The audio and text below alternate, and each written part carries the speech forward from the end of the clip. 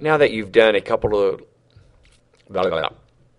Now that you have done a couple of these business plan sections, you are now that you have completed a couple of these business plan sections, you are becoming familiar with what's available to you.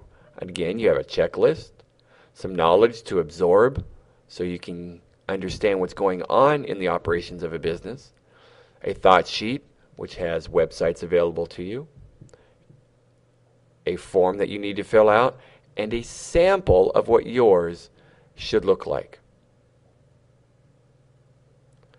So with your business operations section, you're going to be completing product development, equipment, facility, staffing, distribution, and break-even analysis. These items here are mostly in paragraph form, information that you need to put down. With the break-even analysis, this is where you begin math and begin to figure out, okay, under break-even, at what point, how many products or how many hours of service do I need to sell to break even in my business? Meaning, I've covered all of my expenses and now I can make a profit. That is called break even. It can be a little bit difficult if you just dive into it without learning about it first.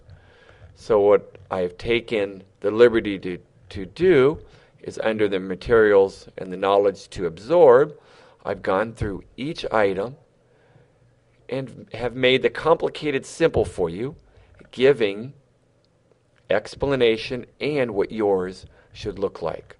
So if we move down to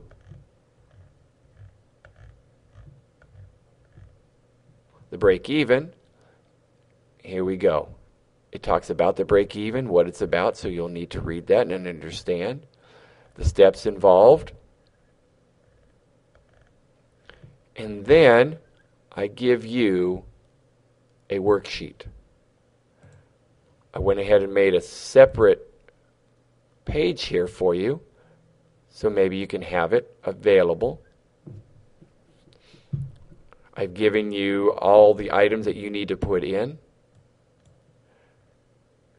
And in parentheses, how to do the math. Now, understandably, under fixed costs, these are not everything. But what you're looking at in fixed costs are things that stay with you to use to make the next product. And remember, under variable cost, these are things that are going to go away when you sell the product, each item. Those are the materials that are going away with the product. Please remember to use a introductory paragraph. Of course, you'll have to do that after you finish. However, all you need to do is use my words here and just plug in your information. Move on to the sample, see what that looks like. Here's your entire operations section, what it should look like when you are finished. Now don't go and copy everything exactly, because then it won't make sense for your business. But here's some ideas of what yours should look like when you are finished. The formatting of it, and the kind of information that goes into it.